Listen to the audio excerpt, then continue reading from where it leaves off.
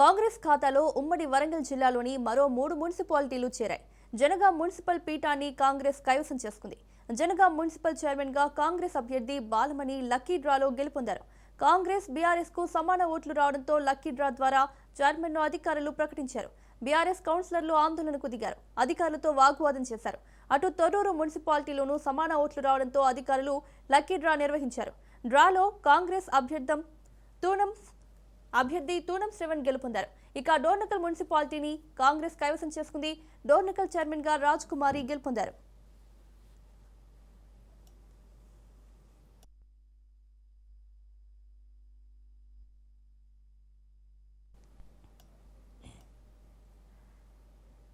నిర్మల్ జిల్లా Khanapur municipal chairman ఎన్నిక మరోసారి వాయిదా పడింది. కోరం లేకపోవడంతో ఎన్నిక వాయిదా వేశారు అధికారులు. రెండవ రోజు ఎన్నికకు బీఆర్ఎస్, బీజేపీ కౌన్సిలర్లు గైర్హాజరయ్యారు.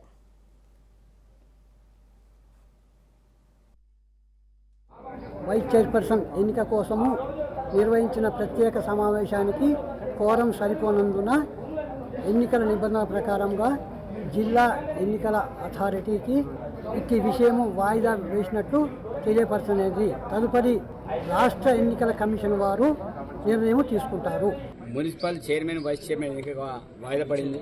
నేను అనుకున్న ఈ రోజు కూడా గుంపుగా వస్తారనుకుని, ఆ గుంపు లేదు, ఏ గుంపు కూడా లేదు. ఇంత భయం ఎందుకు పోయి నాకు అర్థం కాదు. ఈ రోజు ఎన్ని రోజుల యొక్క దొర యొక్క మాటల్ని నమ్ముకుని ఉంటారు. ఆ రవీంద్ర దొర ఈ ప్రాంతానికి ఒక శని దరిద్రం. ఈ రోజు ఆ దొర కింద ఇంక కొంతమంది బానిస దొరలు, ఆ లక్ష్మణరావు దొర, గంగారావు దొర, వాళ్ళ కింద ఇంకా కొంత కింద బానిసలు, ఆ నందిరామయ్య బిచ్చగాడు, ఇంకొకడు పోరగాడు, జేఏసీ అంటే నేను చెప్తున్నట్టే దొరలో మంచి దొరలు ఉన్నారు, ఇట్లాంటి కొంత లంగ దొరలు ఉన్నారు.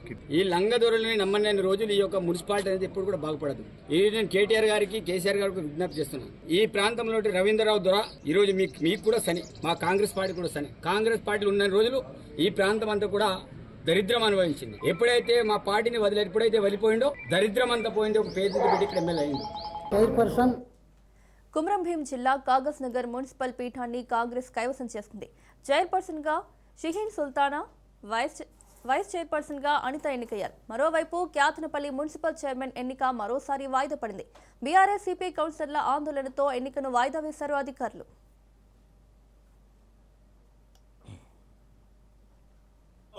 ఈ రోజు చైర్మన్, వైస్ చైర్మన్ ఎలక్షన్ కోసము అందరికి నోటీస్ పంపించాము. 100% హాజరయ్యారు. ప్రశాంత వాతావరణంలో ప్రమాణ స్వీకారం జరిగింది. అలాగే ప్రమాణ స్వీకారం అనంతరము మన చైర్మన్, వైస్ చైర్మన్ ఎలక్షన్ కు స్టార్ట్ అయ్యే లోపలనే ఇరు వర్గాలు కొట్లాడుకోవడము, ప్లస్ కుర్చీలు ఎత్తివేయడం వల్ల ఆ సమయంలో మేము ఎన్నిక నిర్వహించలేకపోయినాము. కనుక దీన్ని వాయిదా వేసాము. ఇట్టి విషయాన్ని మేము రాష్ట్ర ఎలక్షన్ కమిషన్ కు మేము తెలియజేస్తున్నాం. సంగారెడ్డి జిల్లా ఇంద్రేశం మున్సిపాలిటీ పీఠం బీఆర్ఎస్ కైవసం చేసుకుంది. చైర్మన్ గా 8వ వార్డు బీఆర్ఎస్ కౌన్సిలర్ ప్రమీల ఎన్నిక కాగా, వైస్ చైర్మన్ గా 12వ వార్డు కౌన్సిలర్ పటోల హరీష్ రెడ్డి ఎన్నికయ్యారు. 10 మంది సభ్యుల మద్దతుతో బీఆర్ఎస్ పీఠాన్ని కైవసం చేసుకుంది.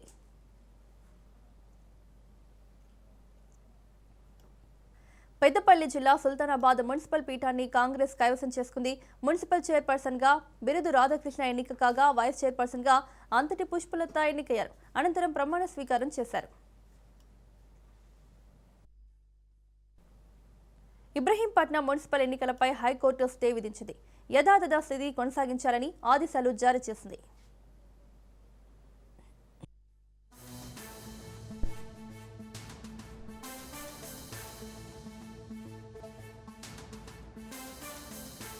గ్లోబల్ వ్యాక్సిన్ మ్యానుఫ్యాక్చరింగ్ హబ్ గా హైదరాబాద్ నిలుస్తోందని తెలంగాణ సీఎం రేవంత్ రెడ్డి అన్నారు. హైటెక్స్ వేదికగా నిర్వహించిన బయో ఆసియా సదస్సులో పాల్గొన్నారు. ఫార్మా, సాఫ్ట్వేర్ తో మరిన్ని కీలక రంగాలకు హైదరాబాద్ ప్రసిద్ధి అని చెప్పారు. నగరంలో మానవ వనరులు, ప్రముఖ విద్యా సంస్థలు అందుబాటులో ఉన్నాయన్నారు. ముందస్తు విజన్ పాలసీలతో ప్రభుత్వం సాగుతోందని సీఎం రేవంత్ స్పష్టం చేశారు.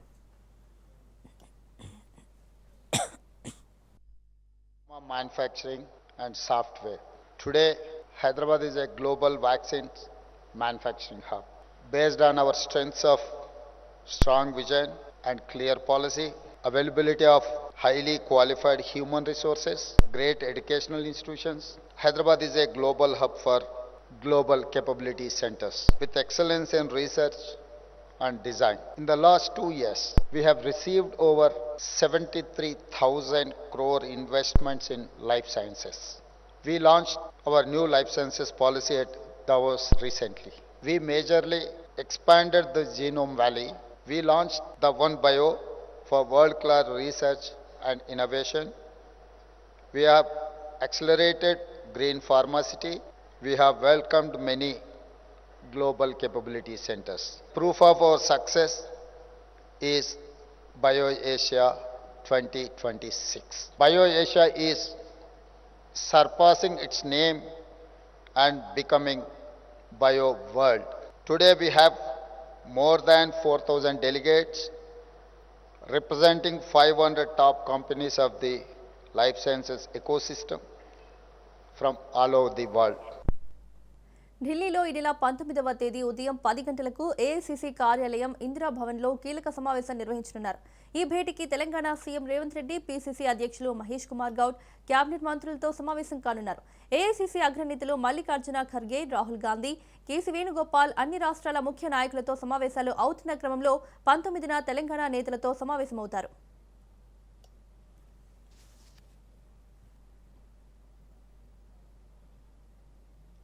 మంచిర్యాల జిల్లా క్యాతనపల్లిలో ఉద్రిక్తత నెలకొంది. మంత్రి వివేక్ కాన్వాయ్పై బీఆర్ఎస్ కార్యకర్తలు రాళ్లతో దాడి చేశారు. కాంగ్రెస్ బీఆర్ఎస్ మధ్య పరస్పర దాడులు నెలకొన్నాయి.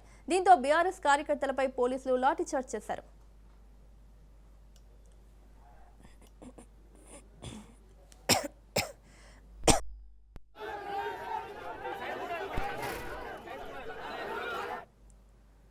బాల్కసుమన్పై మంత్రి వివేక్ వెంకటస్వామి ఫైర్ అయ్యారు.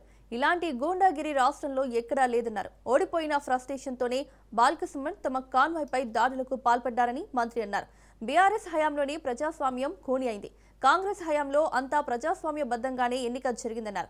చైర్మన్ ఎన్నిక కూడా ఎలాంటి గొడవలు లేకుండానే జరిగిందన్నారు. మెంబర్ ఆఫ్ పార్లమెంట్ ఒక 5 సంవత్సరాలు ఎమ్మెల్యేగా ఉండి ఆయన ఎందుకు మా మీద దాడి చేసి అర్థం కాదు. వారు నా కారు పైన నేనే రాళ్ళు, ఆ సెంటర్ బోర్డ్స్ ట్రాఫిక్ మేనేజ్మెంట్ కోసం ఏదైతే ఉంటాయో ఆ బోర్డ్స్ నా కారు పైన విశ్లేషణ జరిగింది.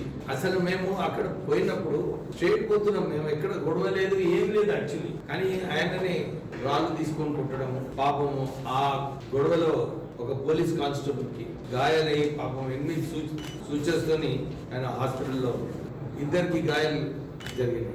ఆయననేమో వారం రోజుల నుంచి అన్ని చోట్ల చెప్తున్నాడు ప్రజాస్వామ్యం కూని అయింది, ప్రజాస్వామ్యం కూని అయిందని. నేను వారికి ఒకటే ప్రశ్న ఉన్నది, మీరు ఈసారి మున్సిపల్ ఎలక్షన్స్ మన చెన్నూరులో, కైతాన్పల్లిలో ఎలక్షన్స్ జరిగింది, ఎవరైనా కంప్లైంట్ చేసిండ్రా మాకు ఫోర్సబుల్లీ విత్డ్రా చేపిస్తున్నాడు?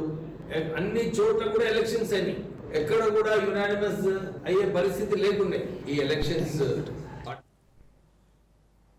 మహబూబాబాద్ జిల్లా తొర్రూరు మున్సిపాలిటీ కోల్పోవడంతో మాజీ మంత్రి ఎర్రబెల్లి దయాకర్ రావు తీవ్ర ఆవేదనకు గురై కన్నీళ్లు పెట్టుకున్నారు. తీవ్ర ఉద్రిక్తతల మధ్య తొర్రూరు నుండి దయాకర్ రావును నరసింహులపేట పిఎస్కు తరలించారు. కష్టపడి పనిచేసిన కార్యకర్తలకు ఏం సమాధానం చెప్పాలంటూ కంటతడి పెట్టుకున్నారు.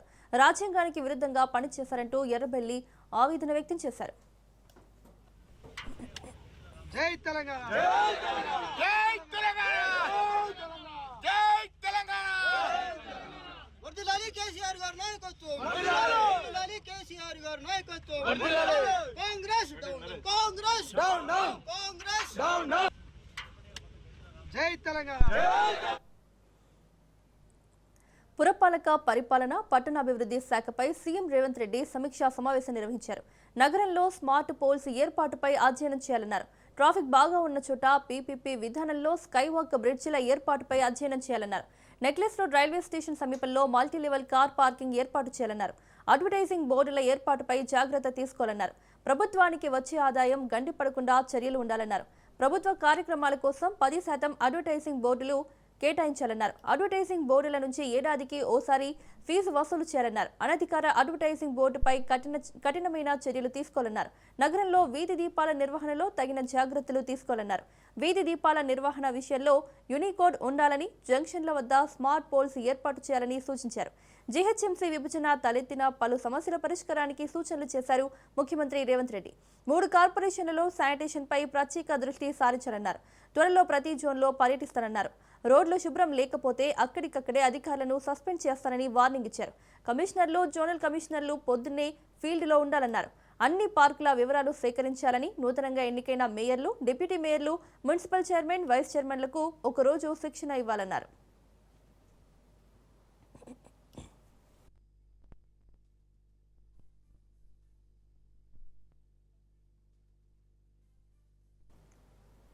బీఆర్ఎస్ అధినేత మాజీ సీఎం కేసీఆర్ పుట్టినరోజు 72వ వసంతంలోకి కేసీఆర్ అడుగు పెడుతున్నారు. ఈ సందర్భంగా తెలంగాణ భవన్లో కేసీఆర్ పుట్టినరోజు వేడుకలు ఘనంగా జరిగాయి. 72 కిలోల భారీ కేక్ను కేటీఆర్, హరీష్ రావు కట్ చేశారు. అనంతరం కేసీఆర్ పాటల సిడీని ఆవిష్కరించారు. కేసీఆర్ జన్మదినం పురస్కరించుకుని రాష్ట్ర వ్యాప్తంగా సేవా కార్యక్రమాలు నిర్వహించారు.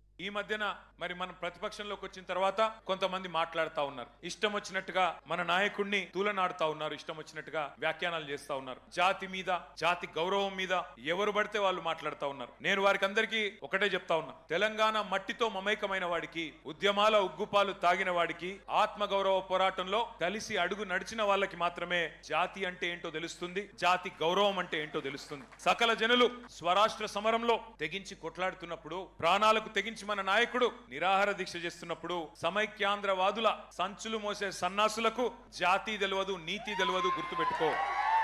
లాఠీ దెబ్బలు తిన్నోళ్లకు, జైళ్లకు పోయినోళ్లకు, తుపాకులకు ఎదురుబడి నిలబడ్డోళ్లకు జాతి అంటే, జాతి అస్తిత్వం అంటే ఏంటో తెలుసు. ఉద్యమకారుల మీదికి తుపాకులు తీసుకొని ఆ రోజు దాడికి వెళ్లిన ద్రోహులకు జాతి నిర్వచనం ఎట్లా తెలుస్తుంది? రక్తంలో పౌరుషం ఉంటే, డిఎన్ఏలో ఉద్యమం ఉంటే, ఆత్మాభిమానం అనేది ఎక్కడన్నా నీ శరీరంలో ఉంటే నీకు జాతి అంటే ఏందో, జాతి చరిత్ర అంటే ఏందో తెలుస్తుంది. కానీ జై తెలంగాణ నినాదం ఇయ్యడానికే భయపడేటోళ్లకు, కిరాయి సర్కార్కు, తెలంగాణ సోయిలేని సన్నాసులకు జాతి విలువ ఎన్నటికీ తెలియదు.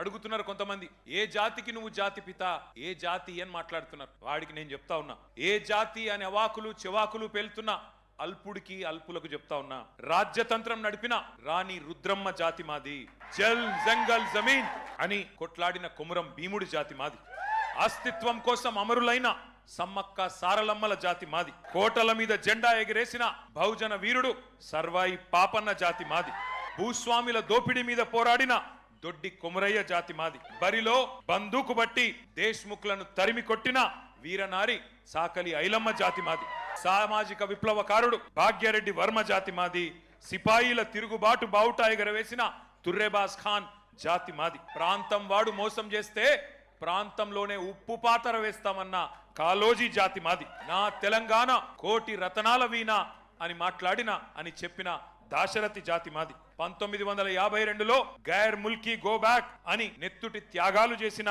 విద్యార్థి అమరవీరుల జాతి మాది, 69లో కర్కశ కాంగ్రెస్ కు వ్యతిరేకంగా పోరాటం చేసి 300 మంది 69 మంది అసువులు బాసిన యువ కిషోరాల జాతి మాది, మలిదశ ఉద్యమంలో ఢిల్లీ మెడలు వంచిన తెలంగాణ జాతి మాది, అనువనువున ఆత్మగౌరవం తొనికిసలాడే జాతి మాది, నీతి ఉన్న రీతి ఉన్న తెలంగాణ జాతి మాది, నీకేం తెలుస్తుంది అని చెప్పి వాడిని అంటా ఉన్నా.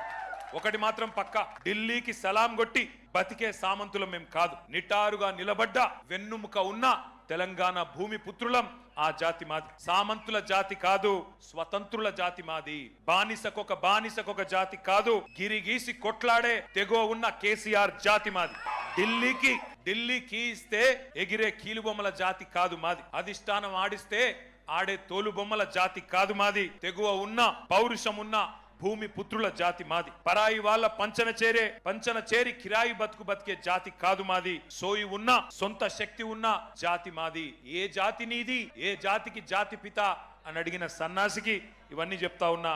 అయినా ఒకటి మాత్రం పక్క, రెండే జాతులున్నాయి తెలంగాణలో, ఒకటి తెలంగాణ వాదుల జాతి, రెండవది తెలంగాణ ద్రోహుల జాతి. మాది ఫైటర్ల జాతి, మీది ట్రైటర్ల జాతి. ఒకటి మాత్రం పక్కా, కేసీఆర్ ఎన్నడూ చెప్పుకోలేదు నేను జాతిపితనని. ప్రజలు పిలుచుకున్నారు.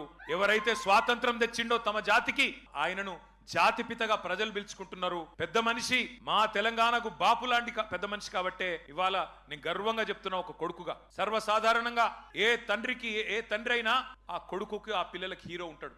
కానీ నా తండ్రి ఇలా తెలంగాణకు హీరో, అది తెలంగాణకు జాతికి మొత్తానికి హీరో. ఇది వాస్తవం. కొంతమంది మాట్లాడుతున్నారు ఆనవాళ్లు చెరిపేస్తామని. ఆనవాళ్లు చెరిపేస్తాం కేసీఆర్ అని మాట్లాడుతున్నారు. కేసీఆర్ గారి జన్మదిన సందర్భంగా నేను చెప్తా ఉన్నా, తెలంగాణనే కేసీఆర్ ఆనవాళ్ళు కదా, తెలంగాణ రాష్ట్రమే కేసీఆర్ ఆనవాళ్ళు కదా, దాన్ని ఎట్లా జరిపేస్తావురా సన్నాసి? నువ్వు మమ్మల్ని ఎన్ని తిట్టినా, ఎన్ని బూతులు మాట్లాడినా ఒకటి మాత్రం వాస్తవం, ఆయన ఒక శిఖరం, నువ్వు ఒక శునకం. ఆయన ఒక శిఖరం, నువ్వు ఒక శునకం. నీ స్థాయి గదే, నీ బతుకు గదే. అందుకే నీకంటే ఇవాళ తెలంగాణలోని పుట్టిన ప్రతి బిడ్డకు తెలుసు. తెలంగాణలో ఇవాళ మరి ఆత్మగౌరవంతో తమ యాసలో తమ భాషతో బ్రహ్మాండంగా తమ వనరులు సద్వినియోగం చేసుకుంటూ ముందుకు పోయే ఒక అవకాశాన్ని, స్వేచ్ఛ వాయువులు పీల్చుకునే అవకాశాన్ని ఇచ్చిన మహానాయకుడి జన్మదినం సందర్భంగా మరి ఈరోజు బ్రహ్మాండంగా రాష్ట్ర వ్యాప్తంగా సంబురాలు చేస్తున్న మా తమ్ముళ్లకు, మా చెల్లెళ్లకు, మా అక్కలకు, మా అన్నలకు అందరికీ వినయపూర్వకంగా ధన్యవాదాలు తెలియజేస్తూ, మనందరి లక్ష్యం ఒకటే, కేసీఆర్ లాంటి మహానాయకుడికి మనం ఇచ్చే బహుమతి ఒకటే, పుట్టినరోజు గిఫ్ట్ ఒకటే. ఐకమత్యంగా కొట్లాడదాం, ఐకమత్యంగా కలిసి కట్టుగా కదం దొక్కుదాం. మళ్ళీ తెలంగాణలో గులాబీ జెండా ఎగరవేయడమే, కేసీఆర్ గారు ముఖ్యమంత్రి కావడమే ఆ మహానాయకుడికి మనం ఇచ్చే చిరు కానుక. ధర్మం దారి తప్పి 6 సూత్రాలు కావచ్చు, ప్రెసిడెన్షియల్ ఆర్డర్ కావచ్చు, పెద్ద మనుషుల ఒప్పందం కావచ్చు, అన్నీ తుంగలో తొక్కి తెలంగాణకు నీళ్లలో, నిధులలో, నియామకాల్లో, చివరికి తెలంగాణ యాసకు, భాషకు, తెలంగాణ జాతి గౌరవాన్ని దెబ్బతిని బాధలో ఉన్న సమయంలో నేనున్నాను అంటూ బయలుదేరిన నాయకుడు కేసీఆర్. ఆ కేసీఆర్ గారే లేకపోతే ఇవాళ తెలంగాణ వచ్చి ఉండేదా? ఎంతో మంది తెలంగాణ ఉద్యమాన్ని ప్రారంభించినా గమ్యాన్ని చేరుకోలేకపోయారు. కానీ కేసీఆర్ చచ్చుడో తెలంగాణ వచ్చుడో అని ఎత్తిన జెండా దించకుండా త్యాగాల పునాదుల మీద ప్రాణాన్ని సైతం వదులుకోవడానికి సిద్ధపడి తెలంగాణ సాధించిన కేసీఆర్ జన్మదినం ఈరోజు. ఇది తెలంగాణ ప్రజలందరూ, ఈ రాష్ట్రం అందరూ కూడా కేసీఆర్ గారు అంటే ఎంతో అభిమానం. నిజంగా చరిత్రలో చాలామంది ఉంటారు, కానీ చరిత్ర లిఖించదగిన విధంగా, అంటే ఒక ఉద్యమాన్ని ప్రారంభించి తెలంగాణ జాతిపిత కేసీఆర్ అంటూ పూరి తీరాన కేసీఆర్ జన్మదిన వేడుకలు ఘనంగా జరుగుతున్నాయి. ఒడిశా రాష్ట్రంలో కేసీఆర్ సైకత శిల్పాన్ని షేర్లింగంపల్లి ఉద్యమకారుడు చిరా రవీందర్ యాదవ్ ఏర్పాటు చేశారు. తెలంగాణ జాతిపిత కేసీఆర్ అని సందేశం ఇచ్చారు. తెలంగాణ రాష్ట్ర ప్రధాత, బంగారు తెలంగాణ నిర్మాత, జన హృదయ నేత, కారణ జన్ముడు, తెలంగాణ తొలి ముఖ్యమంత్రి అంటూ సైకత శిల్పంలో ఏర్పాటు చేశారు. ఈ సైకత శిల్పం పర్యాటకులను ఆకట్టుకుంటుంది.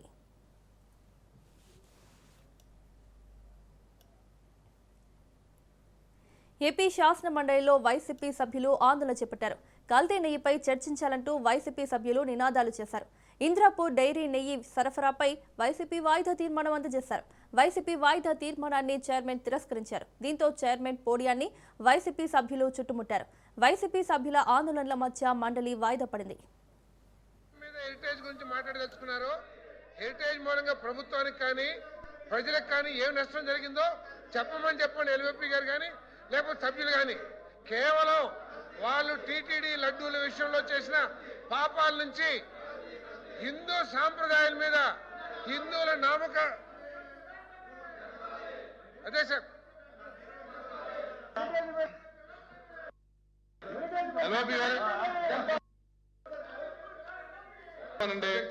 అలా కాదండి. ఇప్పుడు వేరే పార్టీ మాట్లాడినప్పుడు మీరు గొడవ చేసి ఎల్వీపీ గారు మాట్లాడినప్పుడు మీరు పోడియం మీద ఉండి సౌండ్ లేకుండా ఉంటే అది నేను ఎలా చేయను. దేవదేవుడి ప్రసాదంపై చంద్రబాబు లేనిపోని ఆరోపణలు చేశారన్నారు వైసీపీ ఎమ్మెల్సీ బొత్స సత్యనారాయణ. పంది కొవ్వు జంతువుల కొవ్వు ఉందని ప్రచారం చేశారని, వాస్తవాలు తేలాలని సుప్రీంకోర్టు సిట్ వేసిందని గుర్తు చేశారు. ఇప్పటికే కొన్ని వాస్తవాలు బయటకొచ్చాయని, మానవ మాతృలెవరూ జీర్ణించుకోలేని వాస్తవాలు బయటకు వస్తున్నాయన్నారు. చంద్రబాబు దుర్బుద్ధి ఇదా అని జనం ఆశ్చర్యపోతున్నారని అన్నారు బొత్స సత్యనారాయణ. కల్తీ నెయ్యి సరఫరా చేస్తున్నారని ఇందాపూర్ను బ్లాక్ లిస్ట్ లో పెట్టారన్నారు. ఇప్పుడు అదే ఇందాపూర్ 680 రూపాయలకు నెయ్యి సరఫరా చేస్తుందన్నారు.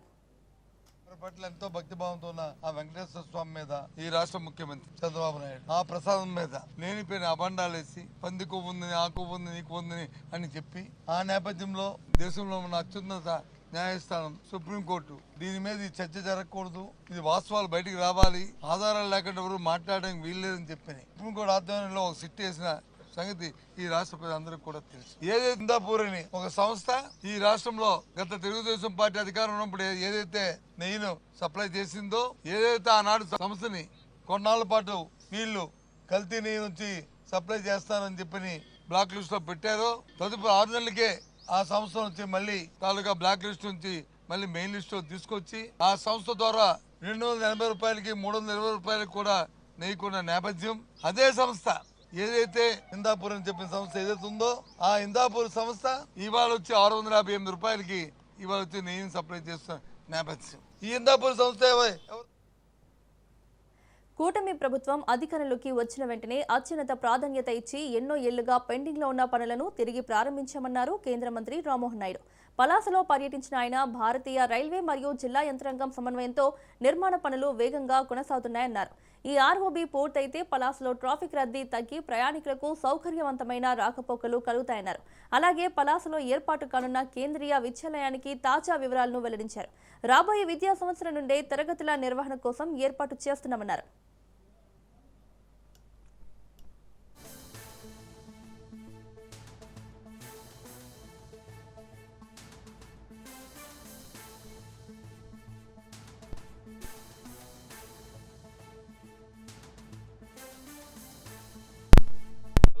పట్టణం సౌత్ ఒరిస్సా ప్రాంతానికి కూడా ఒక ప్రముఖమైనటువంటి వ్యాపార కేంద్రంగా ఇది అభివృద్ధి చెందుతూ వస్తుంది. సుమారు 18 సంవత్సరాలుగా ఈ పలాస కాశీబుగ్గ పట్టణానికి పట్టి పీడిస్తున్నటువంటి ఆర్ఓబి, ఎప్పటి నుంచో జరగాల్సినటువంటి ఆర్ఓబి కార్యక్రమం సుదీర్ఘ కాలం వరకు దాని మీద సరైనటువంటి దృష్టి పెట్టక, అలాగే గతంలో ఉన్నటువంటి ప్రభుత్వం దాన్ని నిర్వీర్యం చేసే పద్ధతిలో అసలు ఒక్క రూపాయి కూడా ఖర్చు పెట్టకుండా దాన్ని ముందు కొనసాగించక ఎన్నో సంవత్సరాల నుంచి అది ఉండిపోయింది. అటువంటి ఆ ఆర్ఓబి కార్యక్రమానికి కేంద్ర రైల్వే మంత్రి గారికి మన కూటమి ప్రభుత్వం వచ్చిన వెంటనే దాన్ని రిప్రజెంట్ చేస్తే ఆయన కూడా సుముఖంగా అది ఎట్టి పరిస్థితుల్లో అది సెటిల్ చేయాలనే ఆలోచనతో సుమారు 46 కోట్ల రూపాయలు 100% ఇంకా రైల్వే కాంపోనెంట్గా దాన్ని మార్చి ఆ యొక్క ఆర్ఓబిని కూడా పూర్తి చేయడానికి రైల్వే మినిస్టర్ గారు అశ్విని వైష్ణవ్ గారు మనకు సహకారం అందించడం జరిగింది. గత సంవత్సరం సుమారు జూన్ జూలై నెలల్లో అది శాంక్షన్ అయిన వెంటనే దానికి సంబంధించినటువంటి కాంట్రాక్టర్ని కూడా నిర్ధారించి పనులు వేగవంతంగా చేయించి ఈ సంవత్సరం ఏప్రిల్ నాటికల్లా పూర్తి చేయాలని ఒక టైం లైన్ మేము పెట్టుకున్నాం.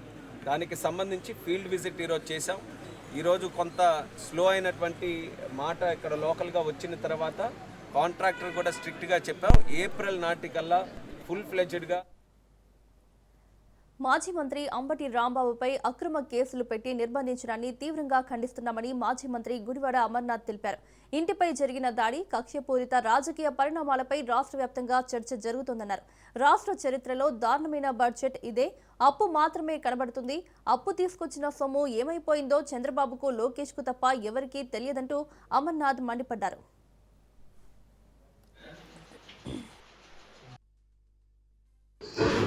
పార్టీ మాజీ మంత్రివర్యులు సీనియర్ నాయకులైనటువంటి అంబటి రాంబాబు గారి మీద పెట్టినటువంటి అక్రమ కేసులు, వారిని జైల్లో నిర్బంధించి ఏ రకంగా ప్రభుత్వం తాలూకా కక్షపూరిత వైఖరిని నిరసిస్తూ అలాగే వారిని ఈరోజు ములాఖతులో కలవడానికి అని చెప్పి వెళ్తూ మా పార్టీ సీనియర్ నాయకులు పెద్దలు, పార్టీ రాష్ట్ర పిఎస్సి సభ్యులైనటువంటి మాజీ మంత్రివర్యులు ముద్రగడ పద్మనాభం గారిని మర్యాదపూర్వకంగా కలవాలని చెప్పి వారి దగ్గరికి రావడం జరిగింది. వారిని కలిసి వారితో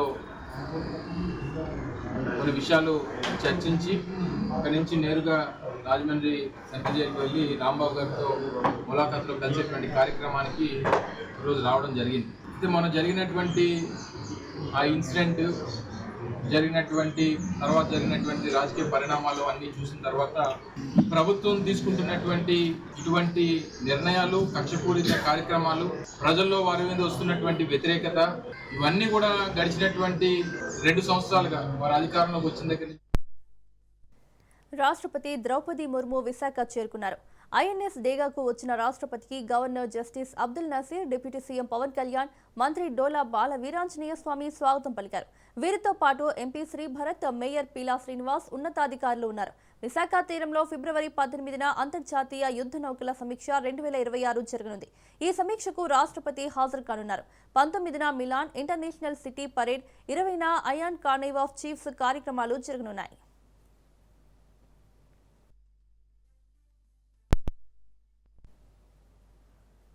2 దశాబ్దాల క్రితం తెలుగు రాష్ట్రాల్లో సంచలనం సృష్టించిన సినీ నటి ప్రత్యూష మృతి కేసులో సుప్రీంకోర్టు తుది తీర్పు వెల్లడించింది. ఈ కేసులో హైకోర్టు విధించిన జైలు శిక్షను సవాల్ చేస్తూ నిందితుడు గుడిపల్లి సిద్ధార్థరెడ్డి దాఖలు చేసిన పిటిషన్ను అత్యున్నత న్యాయస్థానం కొట్టివేసింది. నిందితుడికి గతంలో హైకోర్టు ఖరారు చేసిన శిక్షను సమర్థించిన సుప్రీం ధర్మాసనం సిద్ధార్థరెడ్డి 4 వారాల్లో లొంగిపోవాలని ఆదేశించింది.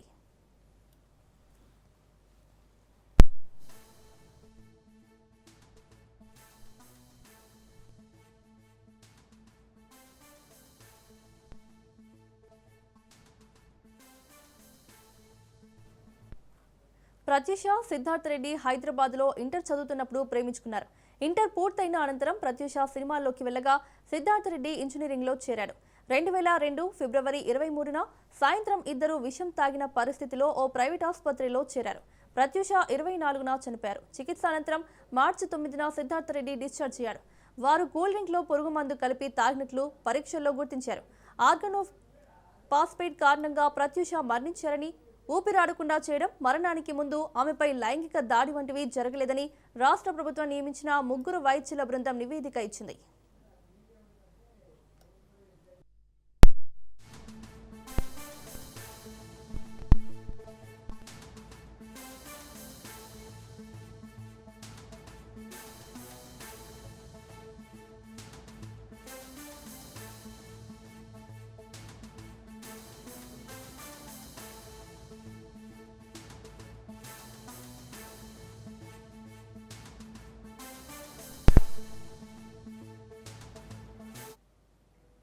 దీని ఆధారంగా దర్యాప్తు జరిపిన సిబిఐ నిందితుడిపై 306, 309 సెక్షన్ల కింద ఛార్జ్ షీట్ దాఖలు చేసింది.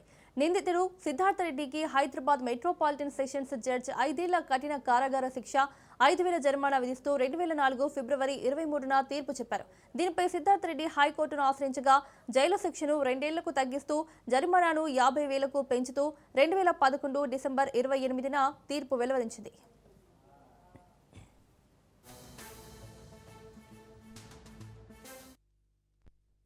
జడ్జ్మెంట్ వచ్చిందండి. సుప్రీంకోర్టుకు నేను థ్యాంక్స్ చెప్తున్నాను, కృతజ్ఞతలు తెలియజేసుకుంటున్నాను. జడ్జిల ఇద్దరికి కూడా కృతజ్ఞతలు తెలియజేసుకుంటున్నాను. హైకోర్టులో ఏదైతే జడ్జిమెంట్ ఇచ్చారో దాన్నే కన్ఫర్మ్ చేశారు. దాన్ని within 4 వీక్స్లో on the spot Siddhartha Reddy ఎక్కడున్నా సరే సరెండర్ కావాలని చెప్పేసి ఇచ్చారు. నేను అత్యున్నత న్యాయస్థానము ఇచ్చిన జడ్జిమెంట్ గౌరవం ఇస్తున్నా, రెస్పెక్ట్ చేస్తున్నా.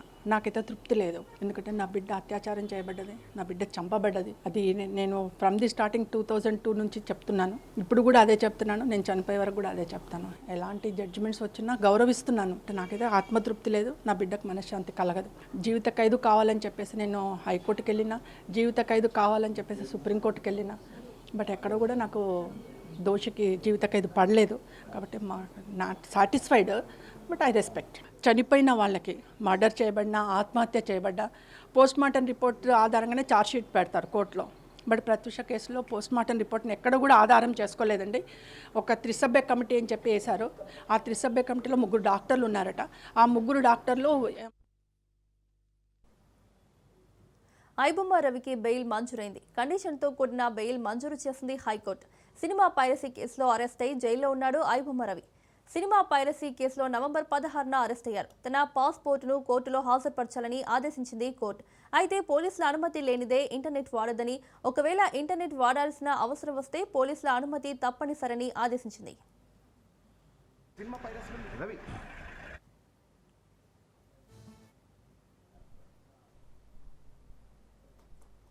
భారత స్టాక్ మార్కెట్లు వరుసగా రెండో సెషన్లోనూ లాభాలతో ముగిశాయి. ప్రపంచ మార్కెట్ల నుంచి బలమైన సంకేతాలు లేనప్పటికీ ప్రభుత్వ రంగ బ్యాంకులు, ఇన్ఫర్మేషన్ టెక్నాలజీ, ఐటీ షేర్లలో కొనుగోళ్ల మద్దతుతో సూచీలు లాభపడ్డాయి. ట్రేడింగ్ ముగిసే సమయానికి 30 షేర్ల సెన్సెక్స్ 173 పాయింట్లు పెరిగి 83,450 వద్ద స్థిరపడింది.